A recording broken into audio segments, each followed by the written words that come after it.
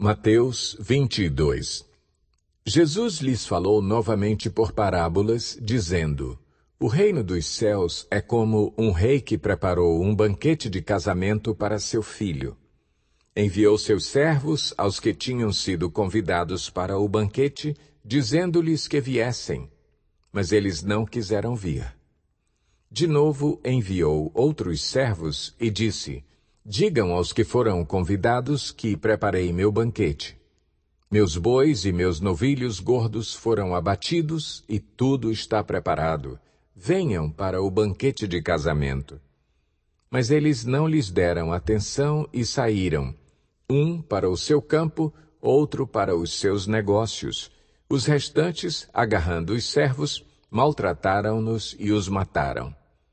O rei ficou irado e, enviando o seu exército, destruiu aqueles assassinos e queimou a cidade deles. Então disse a seus servos: O banquete de casamento está pronto, mas os meus convidados não eram dignos. Vão às esquinas e convidem para o banquete todos os que vocês encontrarem. Então os servos saíram para as ruas e reuniram todas as pessoas que puderam encontrar, gente boa e gente má, e a sala do banquete de casamento ficou cheia de convidados. Mas, quando o rei entrou para ver os convidados, notou ali um homem que não estava usando veste nupcial.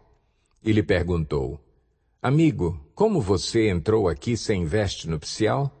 O homem emudeceu.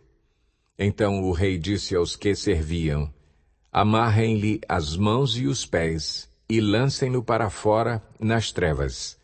Ali haverá choro e ranger de dentes, pois muitos são chamados, mas poucos são escolhidos. Então os fariseus saíram e começaram a planejar um meio de enredá-lo em suas próprias palavras. Enviaram-lhe seus discípulos junto com os herodianos, que lhe disseram: Mestre, sabemos que és íntegro e que ensinas o caminho de Deus conforme a verdade. Tu não te deixas influenciar por ninguém, porque não te prendes à aparência dos homens. Dize-nos, pois, qual é a tua opinião?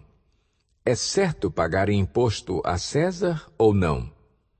Mas Jesus, percebendo a má intenção deles, perguntou: Hipócritas, por que vocês estão me pondo à prova?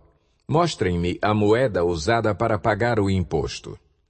Eles lhe mostraram um denário e ele lhes perguntou: De quem é esta imagem e esta inscrição? De César, responderam eles. E ele lhes disse: Então, deem a César o que é de César e a Deus o que é de Deus. Ao ouvirem isso, eles ficaram admirados e, deixando-o, retiraram-se.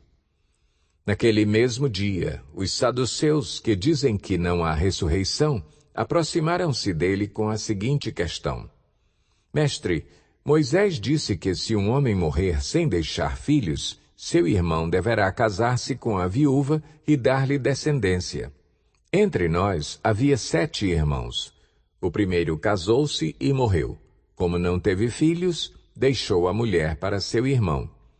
A mesma coisa aconteceu com o segundo, com o terceiro, até o 7º. Finalmente, depois de todos, morreu a mulher.